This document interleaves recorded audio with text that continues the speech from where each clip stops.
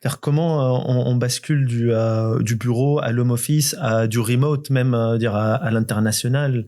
C'est-à-dire, à partir de là, est-ce que les métiers de facility management dans les bureaux va se transformer parce que le logement devient un lieu de bureau. Donc, la définition même des bâtiments, elle est en train de complètement changer.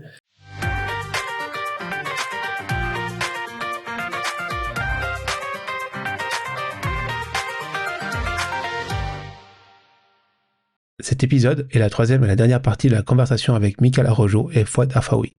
Si tu n'as pas encore écouté les autres parties, tu feras mieux de les écouter avant. Et si tu souhaites les contacter, les liens sont dans la description du podcast. Bonne écoute. On entend souvent dire que l'AFM a besoin de beaucoup de données. Ouais, il faut aussi, énormément de données. Est-ce que c'est vraiment vrai? Est-ce que vous pourriez clarifier vraiment ce mot-là? Est-ce que vraiment que le FM a besoin autant de données que ça? Alors, le FM, le problème, c'est selon le contexte qu'on a défini pour le FM. S'il a les bonnes données et moins de données, c'est très bien. Mais s'il n'a pas les bonnes données, on préfère avoir beaucoup de données, en fait. Concrètement, c'est ça. C'est vrai que si on a les bonnes données, c'est ce que je disais tout à l'heure par rapport à la température. Si on a les bonnes données par rapport à une température d'une salle qui vont nous permettre de réguler les demandes autour de cette température-là, on n'en a pas besoin de beaucoup. Mais par contre, si on n'a pas de données qui vont nous indiquer le degré de traitement du SLA, par exemple, ou de la demande en question, il vaut mieux en avoir beaucoup pour pouvoir les analyser. C'est vraiment ça qu'aujourd'hui, et c'est vrai qu'aujourd'hui, comme le disait Fouad tout à l'heure, pour avoir cette bonne donnée, il faut être capable de corréler les données, et il faut être capable d'avoir cette intelligence peut-être un peu plus réactive, voire prédictive. On est encore loin du prédictif, mais réactive en tout cas, qui va nous dire, attention, là, tu as de la donnée, mais elle est erronée. Hop, déjà, on a moins de données, tout d'un coup, et on se concentre sur la bonne donnée. Mais c'est vrai qu'aujourd'hui, on est sur du cumul de données à défaut de bonnes données. C'est parce qu'on n'a pas de qualité de données, alors on cumule du volume. Mais si on avait de la donnée beaucoup plus intelligente, beaucoup plus réactive, voire prédictive sur certains domaines, ça c'est encore un domaine qu'on abordera peut-être un peu plus tard, mais pour l'instant on est loin du prédictif, mais au moins réactive, qui permet cette corrélation de données, cette intelligence au moment de la réception de données, c'est sûr qu'on a besoin de moins de données tout d'un coup. Ok. Est-ce qu'il y a des données, est-ce que vous pouvez peut-être communiquer les données essentielles pour faire votre travail? Alors, comme on l'a dit, sur la gestion technique du bâtiment, par exemple, la remontée des alarmes. La remontée des alarmes qui est un sujet clé dans la gestion des bâtiments avec la sécurité du bâtiment. Les données essentielles, c'est ça, c'est ce que j'allais dire, c'est sur la sécurité du bâtiment. Ouais, c'est ça, la sécurisation du bâtiment. C'est ça, après, une donnée de ressenti n'est pas forcément une donnée qui est de l'ordre, qui se rapproche beaucoup du qualitatif. Encore une fois, sur la température, j'ai froid. Ça, c'est une donnée qui est totalement de l'ordre du ressenti, qui n'est pas... Mais par contre, une alarme... Une alarme, on reprend la température, une alarme qui me dit « Attention, votre bâtiment est à moins de 15 degrés », il y en a une alarme. Là, c'est une donnée concrète qui demande une maintenance directe ou une intervention directe. Donc voilà, c'est là où on a une donnée qui va être prioritaire. Mais c'est vrai que qualitativement, si on a un IoT, un élément qui nous permet une alarme qui déclenche une action sur quelque chose qui a été ciblé, périmétré comme étant un risque à la sécurité du bâtiment, donc peut-être aussi à la personne, là oui, c'est une donnée extrêmement importante pour le FM. Oui. Ouais, ok, donc de tout ce qui est sécurité, c'est vraiment les données les plus principales à fournir. C'est les principales, la sécurité des personnes et du bâtiment. Après, on peut imaginer aussi ça par rapport à un bâtiment qui a but de production ou événementiel et qu'on a un élément déterminé comme étant crucial et qui remonte une alarme, ça peut être sur plein d'autres choses. Un accès, par exemple. Ça peut être un accès, ça peut être une télé qui s'éteint. Ouais. Ça peut être une télé qui s'éteint, mais si on estime que cette télé ou cet écran, s'il s'éteint, ça devient crucial, on a une alarme. Encore une fois, c'est le contrat et le contexte du contrat qui va déterminer. Ouais. Mais, par exemple, si on prend aussi des zones assez particulières, typiquement des salles blanches, une donnée très importante, c'est-à-dire s'il y a une mouche qui est rentrée. C'est une mouche qui rentre dans un appartement, j'ai une mouche, ça me gêne, j'arrive pas à la sortir. Ça, pour nous, c'est pas une priorité. Mais on nous dit, il y a une mouche qui est rentrée dans une salle blanche. Là, c'est vraiment, faut faire une étude complète de CAPA derrière, de pourquoi elle est rentrée, comment elle est rentrée, comment on fait, etc. Faut créer des déviations. Donc voilà, comme disait Michael très justement, après ça dépend du contexte et du contrat. Et on peut aller dans des niveaux, parce que là, du coup, on rentre dans la sécurité du niveau de la production et du coup de ce qui crée de la valeur pour l'entreprise. Parce que après, quand tu fermes une salle blanche et que tu n'arrives plus à produire, c'est des millions de francs perdus par semaine pour comprendre pourquoi elle est rentrée et tous les produits impactés, etc. Donc certaines données, même si elles sont anodines, encore une fois, on revient aussi à ce qu'on disait tout à l'heure, elles peuvent être anodines pour un secteur du logement, qui peuvent être pour une zone de production ou commerciale d'une criticité. Okay. Pareil, un écran qui paraît lambda dans un bureau traditionnel, mais un écran qui sert à la crise d'urgence d'une organisation mondiale spécialisée pour une pandémie, c'est voilà. C'est pas la même importance. C'est pas la même importance, ouais. Et puis du coup, si vous pouviez maintenant, là tout de suite, émettre un souhait par rapport aux entreprises, enfin aux bureaux d'études qui produisent justement des données des futurs bâtiments, pour améliorer, on va dire, les données fournies sur un projet, ce serait quoi ? Quels sont les éléments où d'habitude vous dites les données elles sont de mauvaise qualité, vraiment de façon générale, pour dire soyez un peu plus sensible à ça, ça nous aiderait, en gros. Alors moi personnellement, vraiment comme ça à chaud, je dirais vraiment la liste des installations et la dénomination des installations, c'est relativement assez important parce que quand on connaît par exemple la liste, vraiment la gestion des surfaces, donc à quoi sert cette installation, qu'est-ce qu'il y a dedans et combien il y en a et à quoi ça correspond, pour nous on peut en faire découler donc oui, donc il y a une donnée importante qui doit couler, qui doit être générée, etc. Mais si on n'a pas la dénomination, si on n'a pas la typologie de matérialité qu'il y a dedans, c'est inexploitable pour nous. Ouais, et je rajouterais même la criticité des installations. Oui. Après, c'est vrai qu'il y a des choses qui vont changer avec l'exploitation au niveau de la criticité, on est d'accord, mais en tout cas, du point de vue conception, et vous le savez déjà, et c'est vrai que cette notion de criticité qui peut être de 1, 2 à 3, 5, des fois on fait juste critique, non critique, mais ça suffit des fois pas. Et ça va beaucoup aider aussi déjà, en tout cas pour ce qui est notre b.a.-ba à nous en tant que FMR, c'est la liste, ce qu'on demande avant même qu'on arrive, c'est le plan de maintenance. Donc ça va beaucoup nous aider.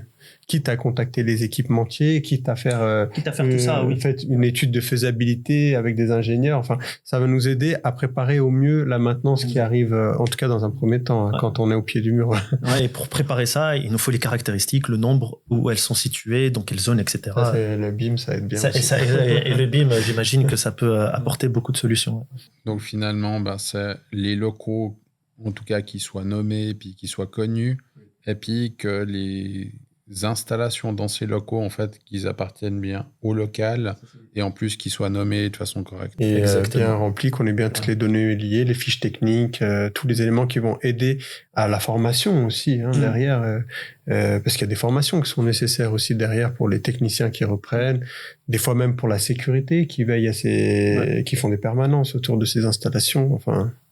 Et plus on va dans le détail et plus c'est intéressant. Par exemple, si on nous dit dans ce local-là, il y a 8 monoblocs, il faut nous dire, le mieux, ce serait de nous dire c'est quel type de monobloc, quelle puissance, etc. Et qu'on ait la description de ça. Et avec toutes les prérogatives de l'équipementier qui va nous permettre en fait de former, d'être sensibilisé. Enfin, voilà. Exactement. Ouais. Est-ce qu'il y a une nomenclature ou une directive un peu commune pour régler ce genre de... Enfin, forcément, tu rajoutes des données, tu vas pas rajouter, ça c'est le monobloc, je sais pas, t'écris MN pour écrire monobloc, ou monobloc, ou ce genre de choses. Est-ce qu'il y a des... Nous, on est bêtes. En termes de FM, nous, plus il y a une chose qui est simple et facile à comprendre, mieux c'est. Parce qu'en fait, derrière, si la nomenclature, elle est claire et elle est communicable et transférable, nous, dans notre CAFM, on va la reprendre. Et ça va devenir aussi parce que des fois, on va travailler avec des prestataires, on va travailler avec la sécurité, comme on l'a dit, avec l'informatique.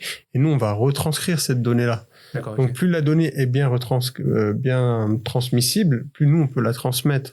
Et si nous, on change le nom de la donnée, déjà, on affecte le COBI. Et il est là, le malaise. Voilà. Ok, mais il n'y a pas de directive pour certaines choses. Après, nous, on se cale au On se CFC, cale, on se cale exactement, parce que typiquement, aux ouais, classifications que aux vous classifications, avez. ouais. Et par exemple, c'est-à-dire nous, on n'a pas une typologie, par exemple, le plus simple pour nommer une salle. Ici, par exemple, celle-ci, elle peut être S0 B14, c'est-à-dire pour la sous-sol, le 0, etc. Une autre entreprise pourrait nommer celle-ci juste un numéro, la salle 117. Ce qui est important pour nous, 017, c'est dans l'exploitation, parce que je l'ai vu récemment dans une organisation internationale, c'est que si la dénomination de la surface, elle change entre l'architecte ou le maître d'ouvrage et l'exploitant, il faut expliquer à l'exploitant les conséquences aussi, parce qu'elles sont assez importantes, parce que des acteurs de la sécurité incendie, vont se caler sur les plans architectes pour pouvoir faire leur dénomination, etc. Et si on change ça pour l'exploitation, ce qui peut paraître très simple et légitime, parce que c'est des locaux qui leur appartiennent, elles vont avoir une conséquence après. Et ça, il faut que les gens en soient conscients aussi. Et puis, ouais, bah, du coup, jusqu'à maintenant, si on prend le développement standard du cycle de vie d'un bâtiment, il y a un maître d'ouvrage qui a une intention ou un besoin. Ensuite, il y a une équipe qui est formée pour développer, on va dire, le projet.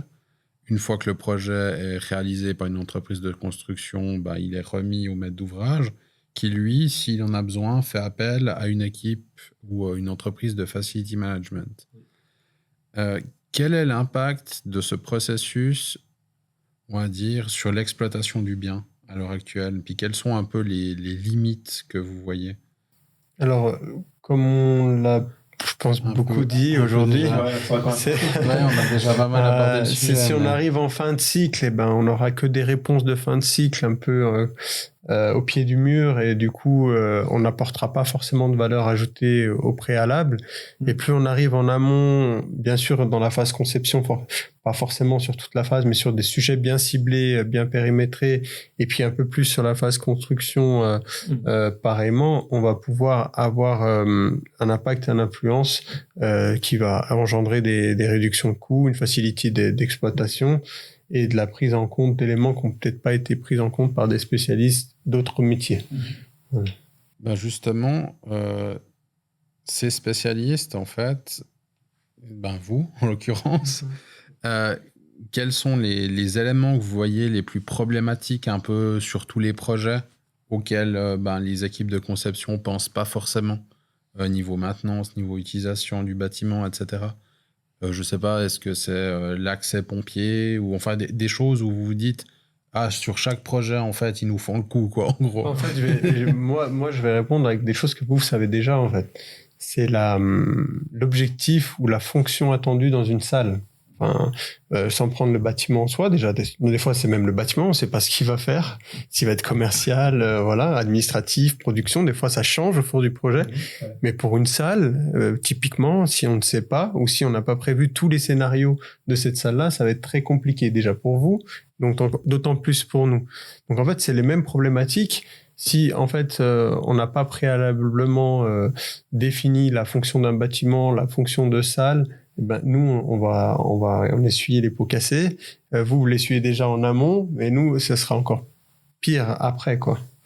Et après, dans la vie de tout chantier, de tout bâtiment, il y aura toujours, malheureusement, des situations où on se dit, en fait, encore le coup des portes, les appels de vent, c'est pourquoi la porte elle se ferme pas, ou on a des problématiques par rapport à ça. Ça, je l'ai rencontré dans un site et je l'ai rencontré dans un autre site. Les problématiques de bruit que rencontrent les locataires, etc. C'est assez systématique. Mais ça revient sur l'idée sur le processus que tu as décrit, qui est intéressant parce que quand ça passe d'un maître d'ouvrage à l'entreprise générale et après au maître d'ouvrage et ça revient au facility manager, en fait, cette passation d'informations, nous, on est en bout de chaîne où on apprend beaucoup sur la vie du bâtiment. On le vit pendant 3 à 4 ans et des défauts, on en rencontre très souvent. C'est-à-dire, dans quelle mesure l'entreprise générale a reçu la remontée des informations et des problématiques et qu'elle ne les reproduise pas dans une certaine forme de récurrence assez pénible pour l'exploitation.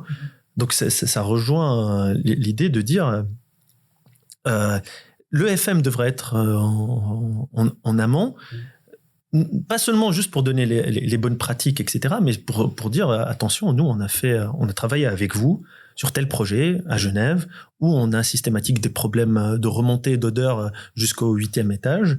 Cette problématique-là, vous êtes en train de la refaire sur ce site. Parce que pour eux, ça a été fait, les réserves sont levées, on est passé à un autre projet. Mais est-ce que la remontée de l'expérience, du lessons learned, elle est arrivée à eux 4 ans, 5 ans, 6 ans, 8 ans plus tard dans un bâtiment? Et ça m'étonne un peu parce que malheureusement, dans tout chantier, on refait systématiquement les mêmes erreurs. Et moi, celles que je rencontre vraiment très souvent, malheureusement, c'est des problématiques, surtout de portes. C'est quelque chose qui est assez anodin, mais la problématique des portes qui ne se ferment pas ou qui ont des problématiques de serrure, etc., c'est systématique. Et pourquoi on ne le résout pas? Parce que peut-être potentiellement l'information de cette erreur-là n'est pas remontée. Et du coup, pour éviter ces problèmes-là, on devrait inviter quand les FMR? Dans quelle partie de la phase ici? Dans l'idéal. Alors, dans l'idéal, parce qu'on en a parlé ce matin, dans l'idéal, vraiment l'idéal, ce serait... Protéine, je pense. Ouais, c'est avant projet. Avant projet, mais pas forcément d'une manière impliquée à 300%. C'est-à-dire, on est encore sur de la création. Le bâtiment, il a une version 1. On sait que ça sera la version 40 qui sera réellement mise en place. Mais dès le début, si de l'ordre de quelques centaines d'heures par an où il y a vraiment, on est en train de basculer ici. Attention sur les espaces verts, attention sur le changement de réglementation, attention sur la gestion de la mobilité et du trafic. En fait, ouais, dans l'idéal, c'est vraiment déjà dans l'idéal, c'est de séparer les phases aussi en termes de FM. Pardon. C'est de séparer en termes de FM. Donc, séparer la partie exploitation, l'ingénieur FM ou les ingénieurs FM ou la société d'ingénieurs FM qu'on va prendre au moment de la conception de la construction, c'est pas celle qui fera l'exploitation. Je trouve que c'est déjà bien parce que ça ne va pas biaiser cette partie d'études. Et après, ces personnes-là vont être là comme accompagnateurs sur des problématiques, en tout cas sur la phase conception, qui vont être sur des problématiques où on a défini une problématique et des scénarios de problématiques là. Et après, plus on rentre dans des phases de construction, plus on rentre de définir des concepts. Et après seulement le quoi, donc qu'est-ce qu'on veut faire, les missions, le comment. Et après, avec l'appel d'offres, pré-appel d'offres, le qui, etc. Donc ça, on le fait actuellement sur une étude qu'on a qui est très intéressante. Ça, c'est des bonnes pratiques. Et ça va permettre d'anticiper, de travailler ensemble. Et dans l'idéal, donc, ces ingénieurs FM auraient à disposition un portefeuille de spécialistes. Parce qu'il faut aussi être conscient, on peut pas être spécialiste de tout. Peut-être que demain, on doit faire une analyse de flux particulière pour pouvoir définir ce qu'on va mettre dans le local ou comment on va définir ce local-là. Et à chaque phase de projet, c'est-à-dire il y a une montée de ressources et de compétences. C'est-à-dire, au tout début, on sera là, mais voilà, c'est juste on alerte sur les points. À un moment donné, dès qu'on arrive sur des versions vraiment très abouties et sur de la construction, c'est là où il faudrait être vraiment très présent et accompagner sur de la conceptualisation et de se dire qu'est-ce qu'on veut faire ici, qu'est-ce qu'on veut faire sur cette zone-là. Et là, on pose les bonnes questions, le client il se pose les bonnes questions et il y a une synergie assez qui peut se créer très facilement par rapport à ça. Après, il faut être conscient aussi. Là, on avait fait une étude justement avec le laboratoire Transform. Faut être conscient du degré d'implication du propriétaire. Qu'est-ce qu'il veut aussi?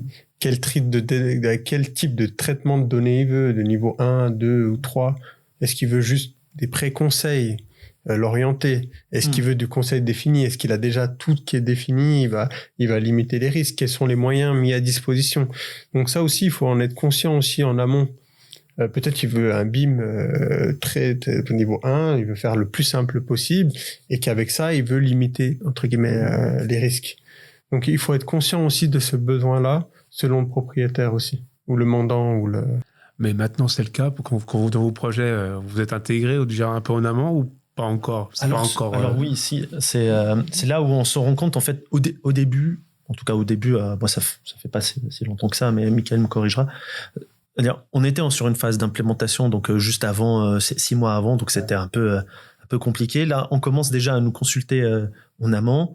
On a atteint même un certain niveau avec certains clients où on est réellement en amont de 2-3 ans avant la mise en service, la livraison du bâtiment. Et là, on est vraiment dans une très bonne dynamique. C'est-à-dire là, on est encore en train de définir, de se poser les bonnes questions, etc. Et c'est en train d'arriver, ça arrive. Peut-être, comme je l'ai dit au tout début, grâce à une prise de conscience de l'importance de l'exploitant sur la phase concept pré-projet. Donc ça mûrit bien, et ça a bien mûri, et ça va dans le bon sens. Après, c'est là où le curseur doit être mis. C'est-à-dire à quel moment, jusqu'à quel moment on revient. Est-ce qu'on revient, si je dois exagérer, jusqu'à l'appel d'offres ou la mise en concours d'architecture? Moi, personnellement, je ne pense pas. Mais voilà, donc c'est là où oui, je confirme que la tendance, elle est bonne, elle va dans ce sens-là, d'intervenir de plus en plus tôt. Et puis, est-ce qu'on a un moyen de mesurer à l'heure actuelle, par exemple, l'efficacité de la conception d'un bâtiment par rapport à son exploitation-maintenance, ou sa sécurité de l'installation, ou l'expérience utilisateur? De dire, par exemple, ce projet, peut-être qu'il était très bon par rapport à la beauté du projet, peut-être qu'au niveau des coûts, ils ont été dans le tir par rapport à ce qu'ils avaient budgétisé. Par contre, niveau exploitation, c'est une horreur. Puis un autre bâtiment, en fait, il a peut-être explosé les coûts dans tous les sens, puis il est peut-être pas très joli, mais par contre, niveau fonctionnalité, pour la personne qui vit dedans ou qui doit travailler dedans, c'est le bonheur absolu. Alors, il en existe des exemples, beaucoup comme ça. Je ne pense pas pouvoir les... Moi, j'en ai beaucoup. Mais c'est une super question, parce que ça remet au centre l'idée du coût total, comment on l'appréhende. C'est-à-dire, est-ce que on se dit que voilà, en pré-conception, en construction de l'immeuble, on a été bien dans les coûts définis avec l'entreprise générale, où on a serré vraiment tout pour que ça rentre, et après en exploitation, c'est ultra galère. Donc en total cost ownership, donc en réalité on explose les budgets, mais en exploitation, donc on n'est plus sur les budgets projets, mais on est sur les budgets exploitation. Ou sinon on se dit ok, on a une démarche parce que je suis propriétaire, je sais que mon immeuble je l'ai pour 30, 40, 50 ans, et là je me dis j'investis sur de la technologie, j'explose le budget projet, parce que je sais que d'un point de vue d'un point de vue environnement, et d'un point de vue ressenti collaborateur, parce que ressenti collaborateur, ça veut dire une meilleure productivité, des personnes qui veulent venir dans les bureaux, etc. Donc ça a beaucoup de sens. C'est sur mon total cost, en réalité, je vais être rentable, et je prends ce risque. Donc c'est l'appétence au risque après du client versus cette idée-là de coût. Et c'est là où il faut se poser les vraies bonnes questions. C'est est-ce que je limite les coûts, et après le prix derrière, parce que je loue le bâtiment, je suis pas dedans, et je laisse les locataires le gérer, ou c'est moi qui vais l'exploiter et j'ai envie d'avoir une bonne expérience. Encore une fois, si je reprends une analogie, c'est comme acheter un appartement dans lequel c'est ma résidence principale, ou un appartement que je loue. Donc la cuisine que je mets dans l'appartement que je loue, je vais prendre celle dont la durabilité est la meilleure, mais versus coût est la plus faible. Mais dans l'appartement dans lequel je vis, je peux mettre un peu plus pour une cuisine, parce que c'est moi qui vais l'exploiter. Je vais faire de meilleurs plats. J'ai plaisir à l'utiliser. Donc, je sais pas si je réponds à la question. Parfait. Ouais, moi, je vois plus, sans parler d'expérience, c'est les catastrophes en termes d'exploitation, quoi. Quand on voit, moi, j'ai un exemple assez flagrant. Il y a un nouveau bâtiment qui sort de terre, donc tout a été bien designé, etc. Derrière, on voit que les X cloisons ne correspondent pas aux volontés des gens qui allaient exploiter le bâtiment. On redéfait tout, on refait tout. Et ça, c'est un budget à plus de 500 000 francs, parce que c'est des choses qui n'ont pas été anticipées. Et ça, c'est assez flagrant, où d'un coup, on doit ajouter des modems informatiques de partout, et les prix explosent déjà en exploitation sans avoir été même dedans. Donc ça, c'est des choses que j'ai vues, que j'ai vécu, que j'ai même moi chiffré. Donc voilà. Mais c'est pour dire à quel point peut être avec un impact direct. Là, en quelques mois, entre le bâtiment qui a été fait sur une dizaine d'étages, plus de 800 mètres linéaires de portes et de cloisons à changer.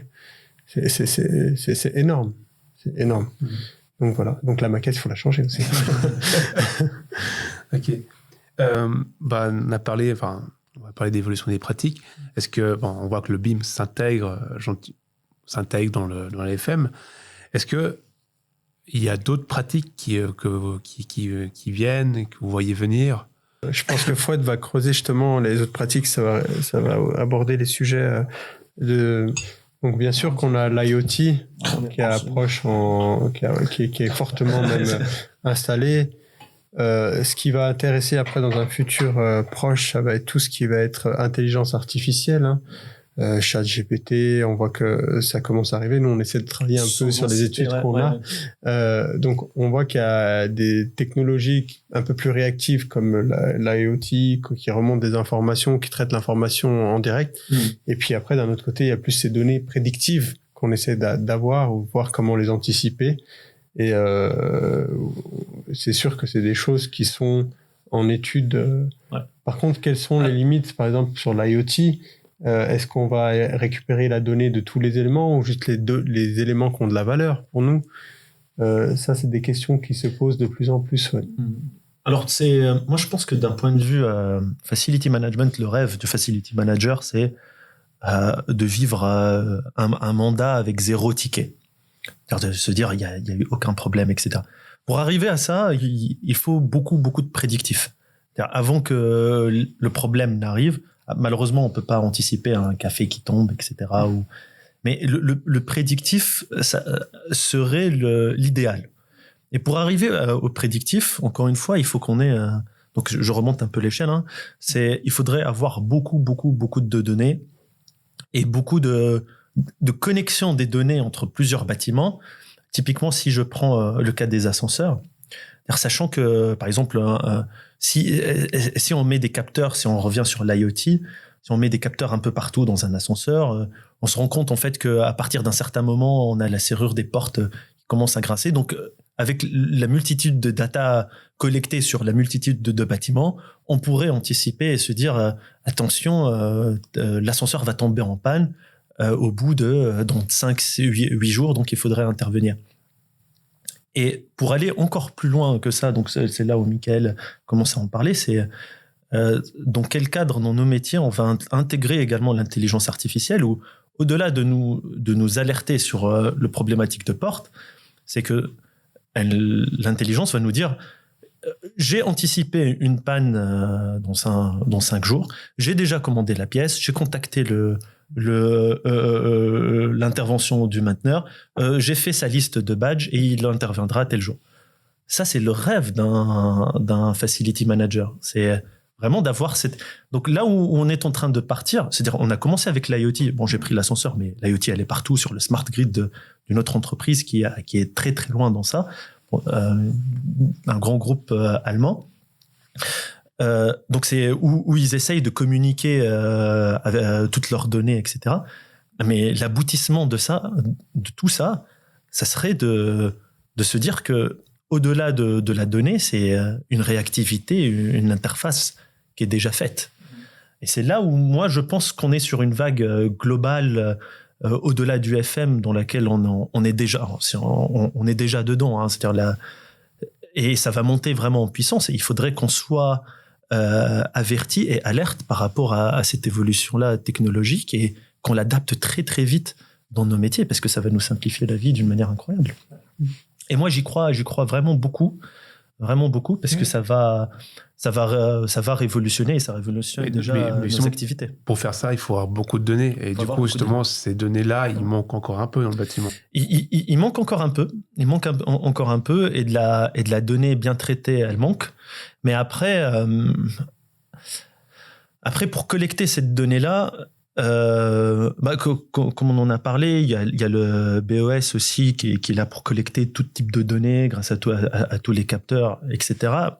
Ça, c'est technologiquement, on le maîtrise, on sait le faire, il faut juste le mettre en place et ça se met en place de plus en plus. Mais l'intérêt de tout ça, encore une fois, c'est le prédictif, c'est vraiment le vrai sens d'utiliser cette data. Et même au-delà de ça, parce qu'aujourd'hui, par exemple, il y a une mauvaise conception du prédictif qui dit que, par exemple, dans une machine, je dis n'importe quoi, voilà, si le roulement a été utilisé plus de 100 000 fois, il faut le remplacer pour éviter une maintenance. Mais ça, c'est du faux prédictif. On a étudié toute la data, on s'est dit, OK, voilà, en fait, au bout de temps, il faut remplacer la pièce. Et c'est comme quand on fait un entretien de sa voiture. Le vrai, c'est d'inclure ça dans un contexte environnemental assez conséquent. On se dit, on peut plus être dans cette politique-là de remplacer par rapport uniquement à un estimatif de données, mais de se dire, grâce à l'intelligence artificielle, c'est de se dire, est-ce qu'en réalité, c'est vraiment ça? Donc, il faut que quelqu'un traite une masse de données beaucoup plus rapidement. Et est-ce que je suis dans un cas où c'est déjà arrivé? Donc, ce traitement de données, il ne pourrait être fait, parce que vu la masse de données qu'on pourrait récolter, aujourd'hui peut-être qu'on l'a pas, mais qu'on pourrait la récolter, elle pourrait donner un impact où on se dit, en fait, il ne faut pas la remplacer au bout de 100 000, parce que sur 40 000 sites, en fait, on s'est rendu compte que c'est au bout de la 600 000. Et là, on est sur des économies incroyables pour les entreprises, d'un point de vue environnemental, etc. Donc, c'est le but, hein. C'est le but final. Et je pense qu'il faudrait qu'on soit dans cette vague-là. Hein. Ouais, puis en fait, plutôt que de faire, comme tu dis, une moyenne par rapport à des cas, finalement, plutôt détecter des signes avant-coureurs de problèmes et puis dire, finalement, comme ton exemple pour les ascenseurs, quand on voit qu'une certaine pièce ou un certain élément commence à avoir un défaut, on sait qu'on a tant de temps à partir de ce défaut-là pour agir. Exactement. Puis c'est là qu'on commence à pouvoir optimiser effectivement l'utilisation de nos ressources. Exactement. Mais du coup, justement, un petit peu par rapport à toutes ces avancées, en introduction, on a indiqué que Michael, donc tu participes à des recherches à la Haute École d'ingénierie d'architecture de Fribourg, dans le laboratoire Transform. Vous y faites quoi, en fait? Puis quels sont un peu les axes de recherche? Alors, pour l'instant, pour être tout à fait honnête, donc on a travaillé pour des sociétés un peu plus privées. Donc, on n'a pas fait de publication. C'était plus sur ce traitement de données entre la donnée du BIM et les CAFM. Donc, ce qu'on a fait. Par contre, on a ces thématiques-là qui arrivent, où on espère justement faire de la publication, qui vont être intéressantes, je pense. Et là, on a vraiment ces problématiques qui arriveraient, plus... Bon, toujours BIM, CAFM, ça c'est sûr que c'est quelque chose qui intéresse ces corps de métier. Peut-être que j'espère qu'on en fera une publication, mais aussi sur les matériaux, sur le développement durable, sur l'écologie, sur l'intelligence artificielle, sur la data excellence aussi. Et ça, c'est des choses qu'on est en train d'aborder. Et j'espère qu'on fera des publications dans les prochains mois. En tout cas, si j'en ai l'opportunité, j'y contribuerai. Et puis on sollicitera des gens, peut-être toi, peut-être d'autres personnes, pour donner aussi leur avis.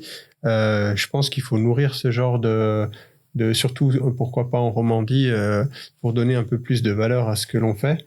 Mais c'est des thématiques qui sont en train d'arriver sur le marché. Et je pense que ça serait bien d'y contribuer, pourquoi pas ensemble, pour avoir justement ce regard sur ce prisme qu'est le bâtiment, quoi. Donc, c'est des choses qui arrivent et on a des demandes. Hein. En tout cas, ce qui est intéressant, c'est que on commence à demander sur la partie facility management. Donc, c'est quand même intéressant de la part de la HEIA où il ne traite pas la thématique facility management. Donc, il y a le côté facility management qui vient dans les préoccupations, en fait. Sinon, quels sont les principaux défis que vous voyez dans l'avenir pour la FM, à part l'intelligence artificielle? Non, mais ce qui serait de plus en plus intéressant pour le facility management, c'est de monter en compétence sur les autres cycles du bâtiment en termes d'ingénierie. D'où l'une de tes questions précédentes de pourquoi j'ai fait ce CAS. Parce que je pense il y a de la place sur la transversalité et entre ces silos. Et c'est là où on doit travailler parce que ça va emmener une intelligence un peu plus collaborative. Et on va aborder des choses comme la valorisation de la donnée, la valorisation du patrimoine numérique, le développement durable, l'écologie, l'environnement.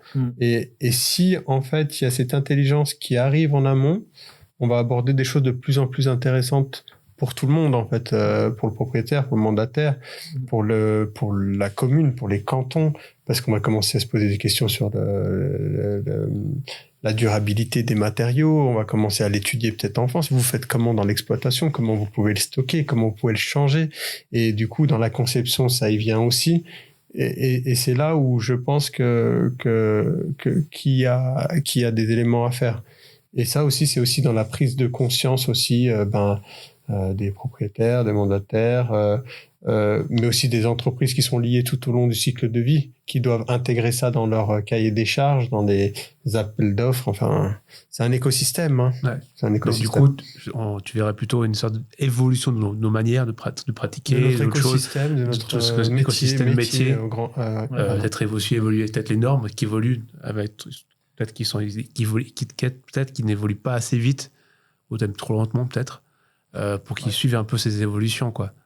Ouais. Après, il faut qu'on s'inscrive. Moi, je pense que c'est ça le plus gros des défis. Il faut qu'on s'inscrive réellement dans l'actualité réelle du monde qui nous entoure, d'un point de vue réellement environnement, l'écologie. On est dans quel... en fait, par exemple, la modularité des bâtiments, c'est-à-dire comment ça se fait qu'aujourd'hui...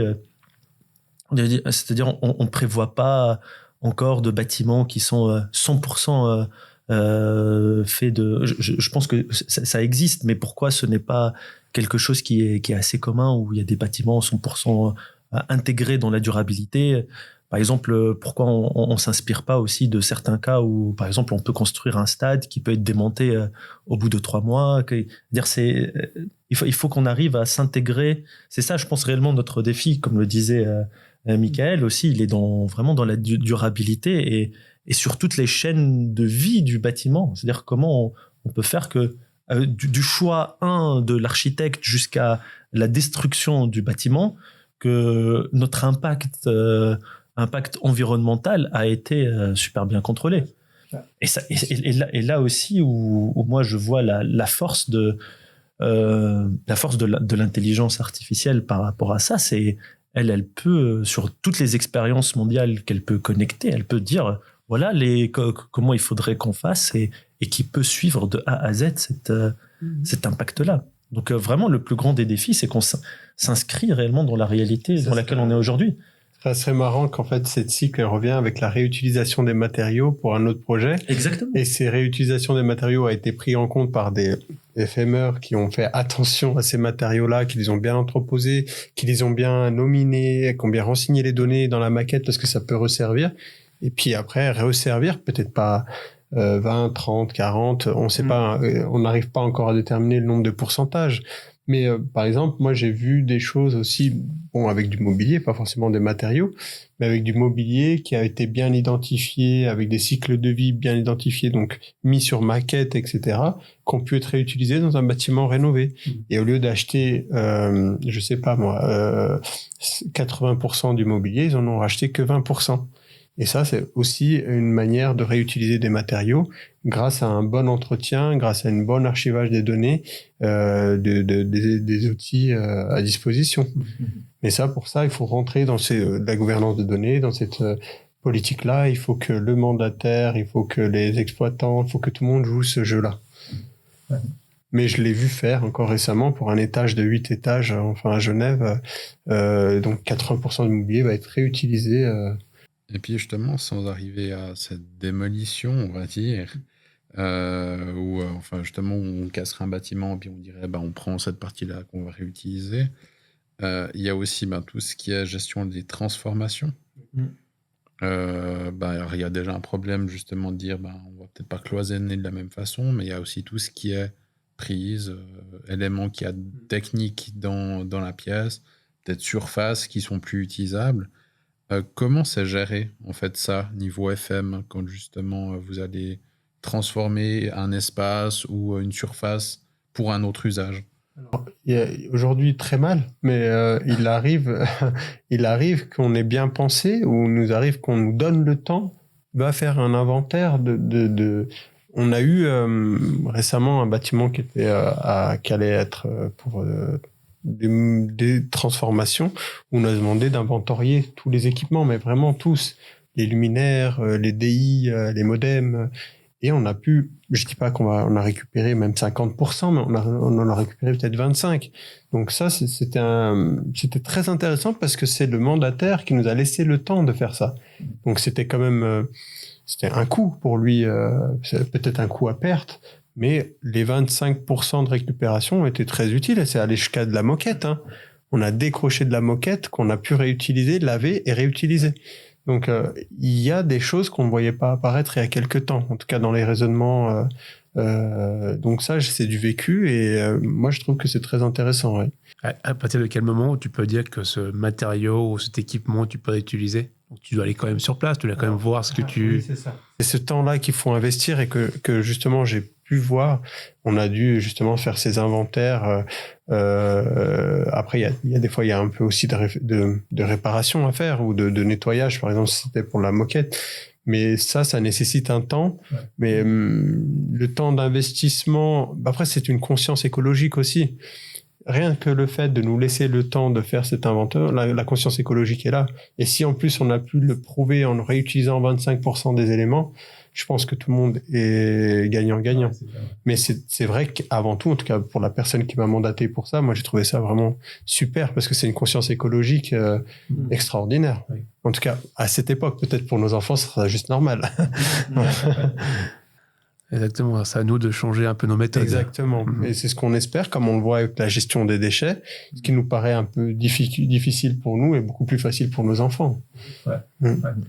C'est peut-être la transmission que nous, on doit faire avec ces discussions constructives. Et du coup, dans les FM, pour la réutilisation des matériaux, ça fait partie intégrante du FM, de toute manière, ou non?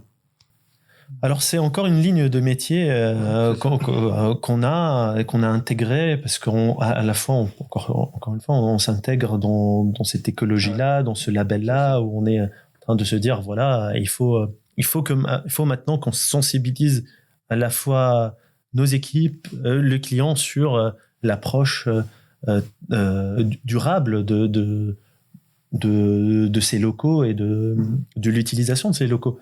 Typiquement, voilà, c'est-à-dire s'il y a un déménagement, il dit voilà, il faut que je déplace toute une équipe d'un bâtiment A à un bâtiment B. Le bâtiment A, on va le raser. Nous, notre rôle, en tout cas, la démarche dans laquelle on s'inscrit, c'est de lui dire avant de tout raser, est-ce qu'on pourrait pas réutiliser ça? Est-ce qu'on peut pas recycler? Est-ce que il y a pas d'autre chemin où par exemple on le donne à des associations qui eux vont le réutiliser, etc. Donc tout ça s'inscrit parfaitement dans nos... Ça j'ai eu à le faire beaucoup de fois récemment. Mais par contre, ce qui est intéressant pour nous dans le FM, c'est aussi de former nos équipes là-dessus. Oui. De dire attention, vous allez déménager, pense pas tout de suite à Béné. Est-ce que tu as vu la table? Tu as notifié? Tu as inventorié? Est-ce que tu as vu la moquette avant de partir? Est-ce que tu as vu l'état des prises, des poignées? Et ça, c'est des réflexes qui, au moment T, vont coûter moins cher que si on devait revenir.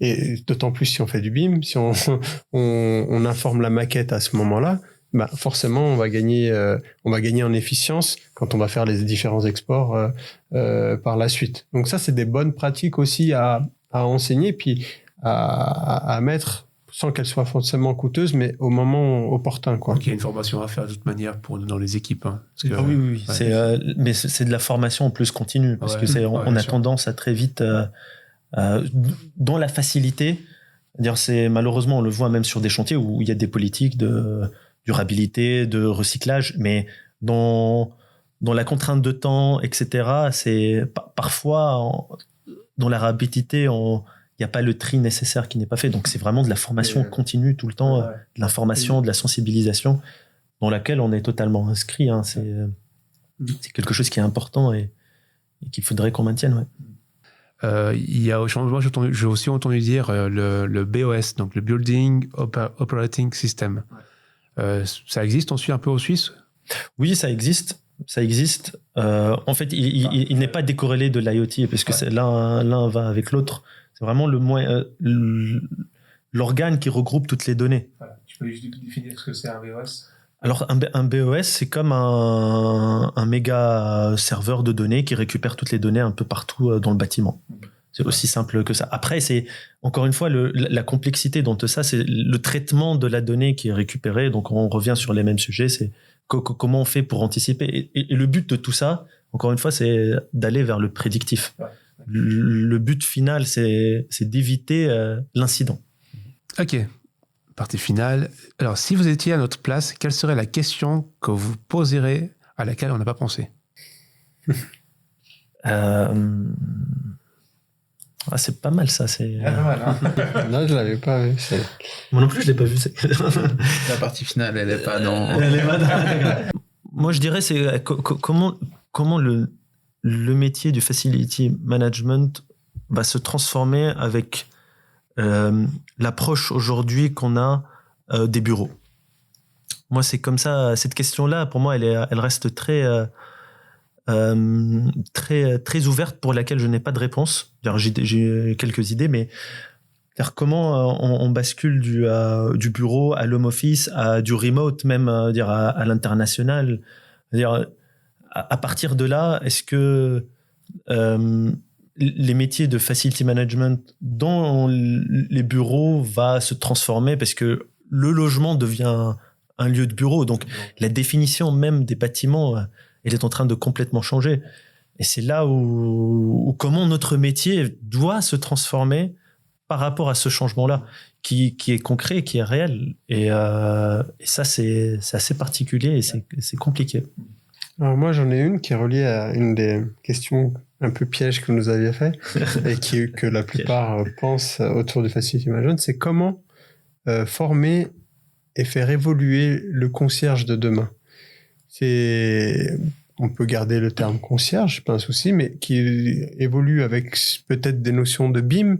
Et comment on va faire évoluer ce concierge-là, qu'il fasse du nettoyage ou autre, pour qu'il se digitalise, pour qu'il prenne en compte toutes ces informations qu'on veut qu'il ait. Mmh. Et c'est vraiment la question que je me serais posée, c'est celle-ci, quoi. Mmh. Quel type de formation il doit avoir, comment il doit être. Au lieu du facility manager, celui qui remplit l'input de la donnée qu'on a besoin, c'est le concierge. Comment vraiment le faire évoluer, quoi. J'avais une discussion avec justement un architecte hyper intéressant au BIM Day à Genève, justement, qui disait demain, pour lui, la personne qui donnera les informations à tous ceux qui en ont besoin pour l'exploitation, c'est le concierge dans le bâtiment. Parce que c'est celui qui est sur place, celui qui, avec son téléphone, peut faire des photos, celui qui discute avec les gens sur site. Puis finalement, plutôt que ce soit n'importe qui sur site qui fasse des tickets comme vous avez à l'heure actuelle, c'est lui qui pourrait centraliser les demandes et qui sait surtout comment communiquer avec vous pour que justement ça rentre dans vos tags, dans le système correctement. Et puis il peut aussi prioriser les choses, quoi. Et puis effectivement, il pourrait aussi participer dans une certaine mesure à une certaine priorité des choses. Un business analyst, quoi. Ouais. mais oui, c'est vrai que ces réflexions, elles sont autant, par exemple, pour la délocalisation de vos métiers, de dire, est-ce que je fais un service, du coup, à la personne, puis pas un service au bureau. Puis finalement, si tout d'un coup, je dois faire transmettre du courrier à une personne, je dois savoir où elle est, parce que le courrier, je dois peut-être le rediriger chez lui à la maison, plutôt que chez lui au bureau. Puis ça, finalement, ce serait une monstre plus-value, je trouve, pour la personne. Parce que lui, il n'a pas besoin de se soucier de savoir où il est. C'est à vous de faire en sorte que ça arrive au bon destinataire. Et puis ça, j'imagine que avec tout ce qu'on demande maintenant, plus de flexibilité ou justement avec beaucoup plus de home office, etc., c'est des services qui vont certainement être appréciés dans les années à venir. Et c'est là où moi j'ai envie encore une fois d'aller un peu dans le schéma dans lequel on est aujourd'hui.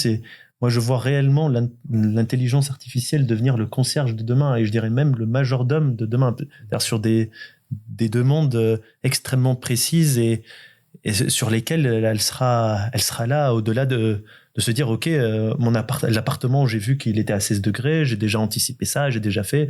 Ça va au-delà du concierge qui sera lui la présence humaine sur laquelle on peut pas se passer, mais il aura comme un appui de business analyst derrière, d'un soutien énorme, et qui serait l'intelligence exploitée du bâtiment. Et ça serait... Et moi, je suis intimement persuadé que ça sera l'avenir de demain. C'est un facility manager qui a transformé le métier de concierge à majordome. C'est ce que rêverait n'importe qui, d'être comme Batman et avoir Alfred comme majordome qui fait tout pour lui. Et moi, je pense qu'on va basculer dans ça, parce que la pénibilité de certaines activités sera gérée par l'intelligence artificielle. Et nous, qui s'appelle Alfred. Qui s'appellera Alfred. T'as le nom, c'est bon, tu l'as déjà. C'est un très bon nom en plus. Non, c'est vrai. Ça existe déjà, mais ça ne m'étonnerait pas qu'il existe une entreprise qui s'appelle Alfred juste pour ça. Ok. Est-ce qu'il y a un thème que vous voudriez encore apporter à nos auditeurs? Moi, le thème, ça serait un peu de donner un peu plus de visibilité sur le métier de facility manager, parce que ça reste quand même assez, je dirais pas privé, mais peu connu comme métier, parce que nous on s'expose pas sur du média, on n'est pas sur du B2C, on est vraiment sur du B2B, donc nos métiers ne sont pas connus. Moi je pense que ce serait un thème... on en a bien parlé sur le thème numéro 1, c'est-à-dire on a bien décrit ce que c'était. Moi, je pense que le vulgariser encore plus, ça serait top. Mais on en a déjà parlé, donc ça serait pas... Et moi, vu de mes nouvelles fonctions, et puis ça m'a toujours intéressé, c'est vraiment la notion de smart city et facility management. Je pense qu'on peut tous optimiser en ayant cette espèce de tournée du laitier, mais version ville. Et j'espère pouvoir mettre en place ça.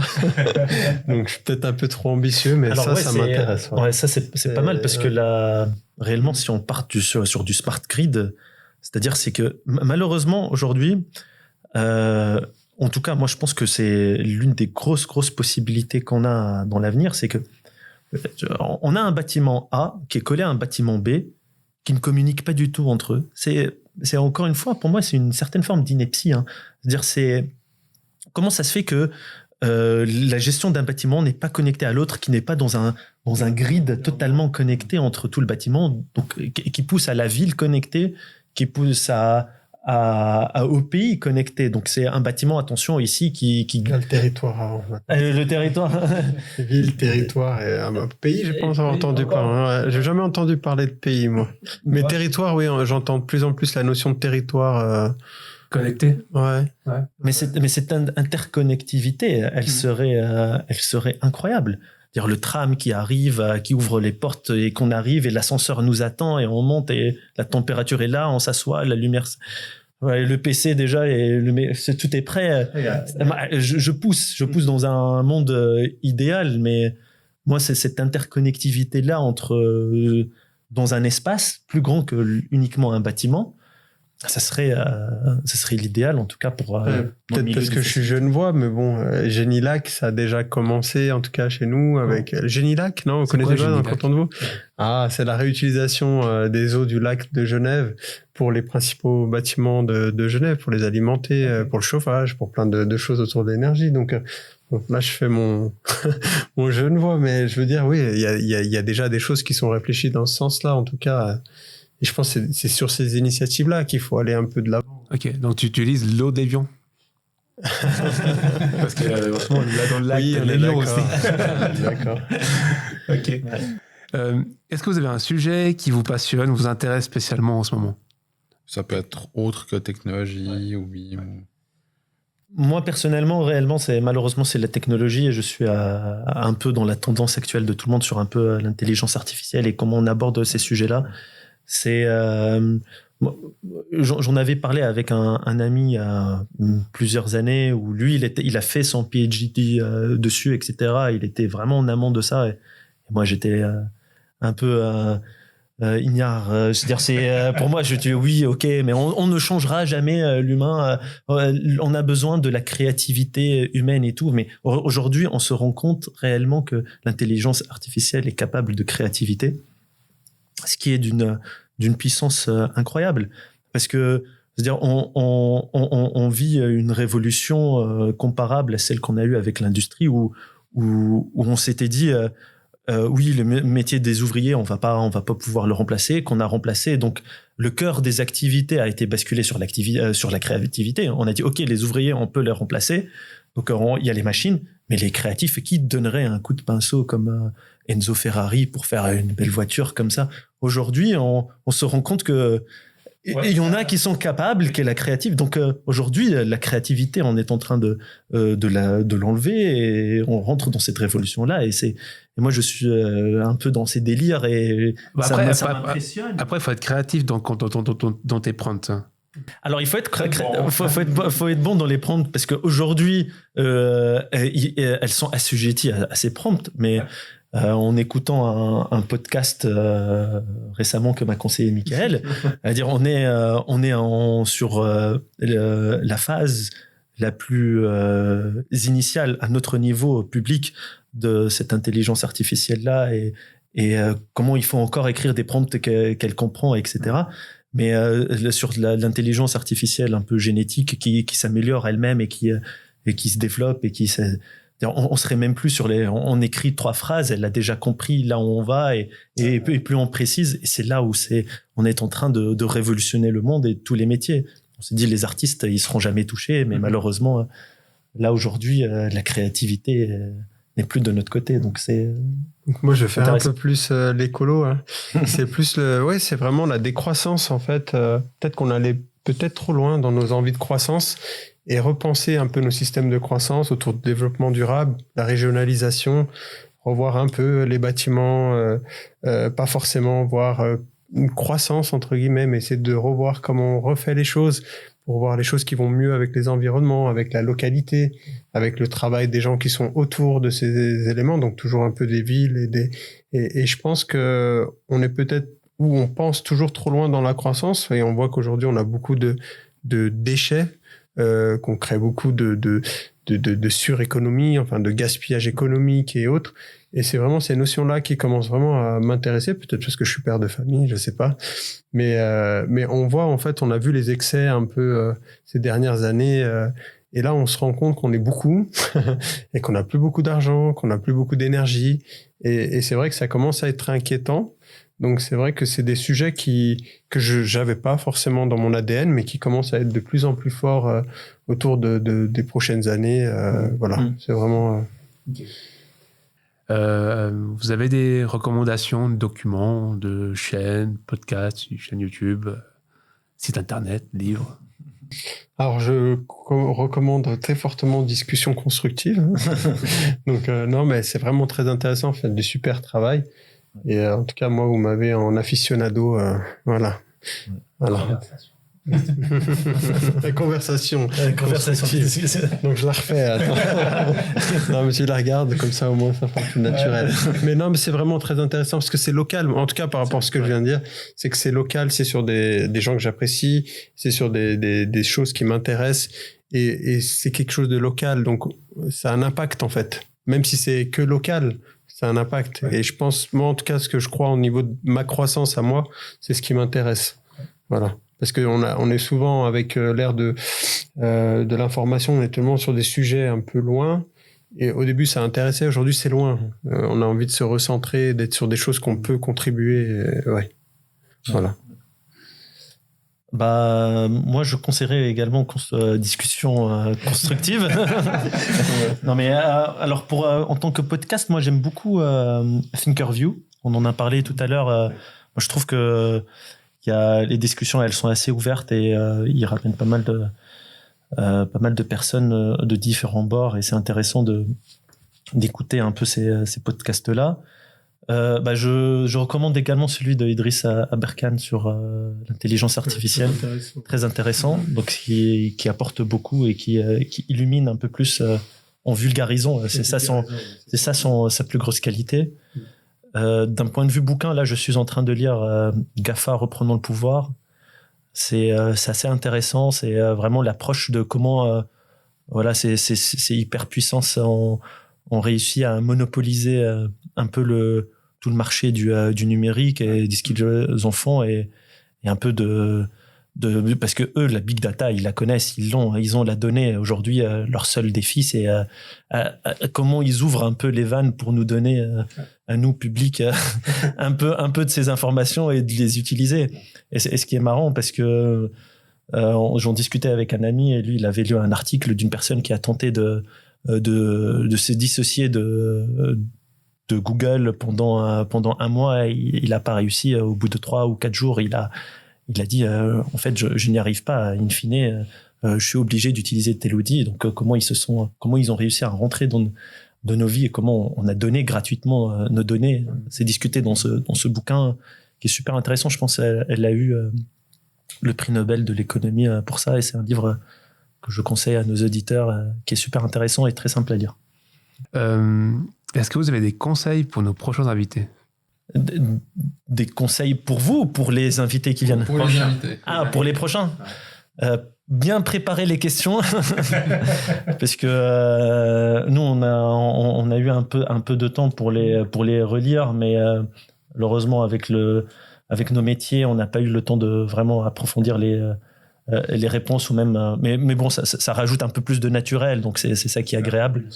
C'est ce que j'allais dire, c'est de venez comme vous êtes. Moi on n'a rien préparé de spécial, peut-être qu'on a sûrement fait beaucoup d'erreurs aussi. Voilà, venez comme vous êtes et essayez d'apporter votre pierre à l'édifice, ce qu'on essaye tous de faire. Qu'est-ce qui vous a motivé à accepter notre invitation ?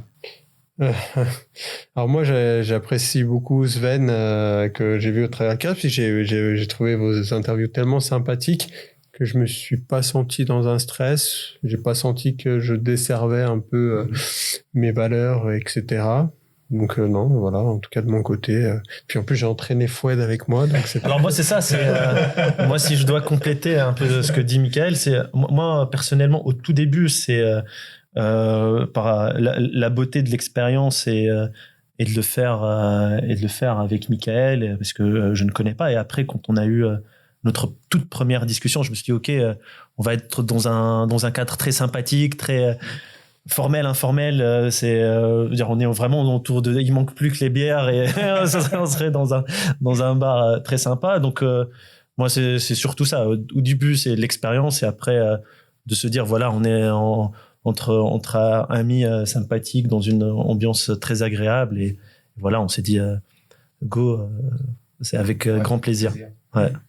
Est-ce que vous avez un invité à proposer ou un thème qu'on devrait être abordé pour un prochain épisode ?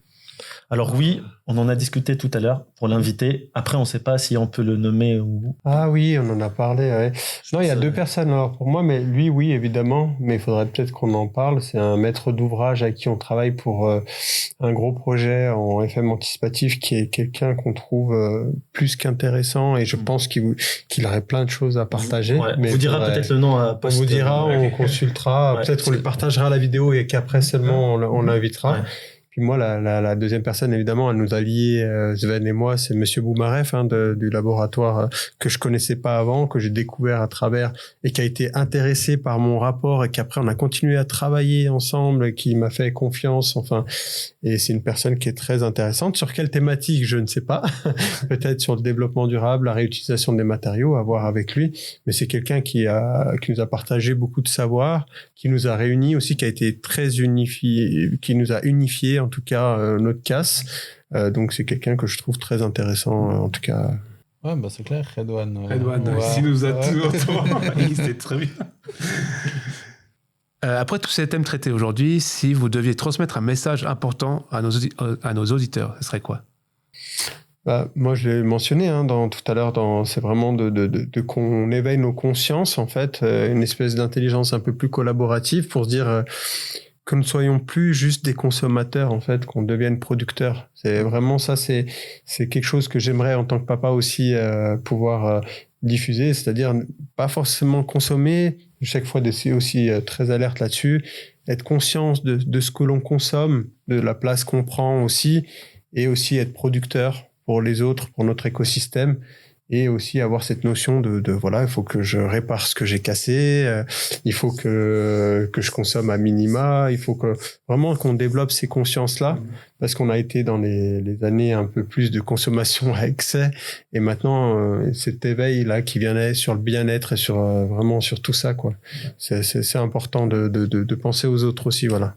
Moi, j'aurais dit la même chose réellement, de développer sa conscience professionnelle et personnelle. Ça joue dans ces deux catégories de notre impact qu'on a sur notre environnement au sens large, que ça soit durable et même avec nos collaborateurs, les personnes qui nous entourent. Parce que, in fine, c'est en alliant toutes ces catégories et toutes les personnes avec qui on s'entoure qu'on arriverait à avoir une belle vie. Je vais vous proposer un petit jeu. Enfin, c'est un petit jeu. C'est des petites questions rapides. Puis vous allez répondre assez rapidement.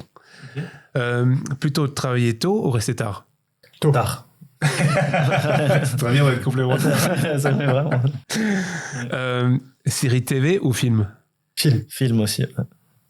Proposer une recommandation de film?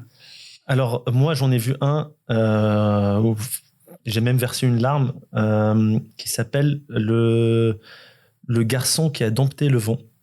Il est sur une plateforme de streaming assez commune, et qui raconte l'histoire vraie d'un enfant de 13 ans en Afrique qui a, pour subvenir à sa famille, a fait une éolienne chez lui, à base de rien du tout, juste de la lecture dans une bibliothèque. Et c'est un film qui est extrêmement touchant. D'accord. Je crois que j'ai trop de volume en tête et pas assez de qualité, alors j'arrive pas. Si vous pouvez avoir un super pouvoir, ça serait quoi? Immortalité. Revenir en arrière. De revenir dans le temps. Okay. Ouais. Bureau rangé ou cirque organisé? Où? Au cirque à organiser. Bureau rangé. Ouais, cirque organisé. Si tu étais une invention, ce serait quoi? La machine dans le temps. Ah, tu veux vraiment revenir en arrière, toi. Il veut vraiment corriger non, mais en avant, en arrière, enfin voilà. Si j'étais une machine... si j'étais une invention. Si j'étais une invention, je dirais... vraiment, j'ai pas... Okay. J'ai pas de... Ouais, c'est... Plutôt DeLorean, alors? Ah oui, DeLorean, c'est sûr. Votre meilleur moment de la journée? Moi, je dirais après manger à midi. Okay. Midi après manger, c'est agréable. Agréable. Ouais. Ok, merci beaucoup. Merci Michael, merci Fouad. Merci. Pour cette belle discussion et merci d'être venu ici à M. Berger à Lausanne. Merci. Merci beaucoup. Merci à vous deux. Merci à vous deux. C'était vraiment génial. Merci Sven, merci Miguel. Merci d'avoir écouté la troisième et dernière partie de l'interview de Michael Rojo et Fouad Afaoui. On le remercie pour cette conversation plus que constructive et on espère que ça t'a plu. Si tu as des conseils à nous transmettre, des thèmes ou des personnes que tu aimerais entendre, n'hésite pas à nous le faire savoir. Sur ce, à bientôt.